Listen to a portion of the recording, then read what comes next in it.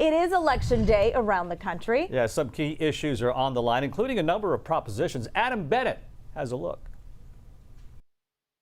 Registered Harris County voters can cast their ballot here at the Grand Tuscany Hotel in Northwest Houston or at any of the 700 plus election day polling sites. And there's a new one this year that's years in the making.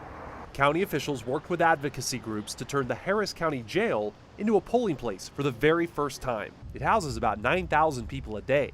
Most are either serving misdemeanor sentences or they're still awaiting trial and haven't been convicted of a crime. That means they still have the right to vote.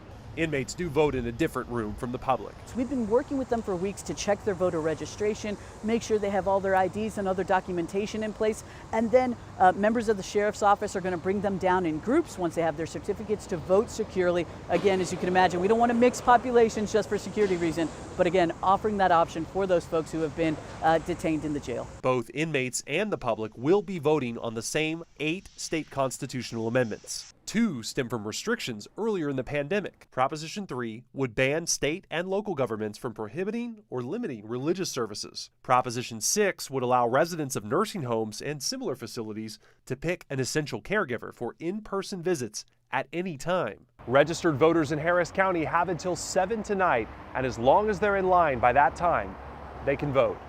Back to you.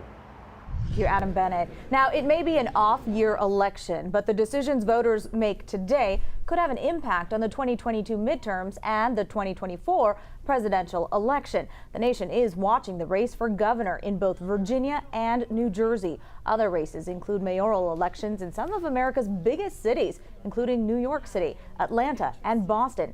Eyes also on Minneapolis as voters face a referendum on police reform following the May 2020 murder of Houston native George Floyd.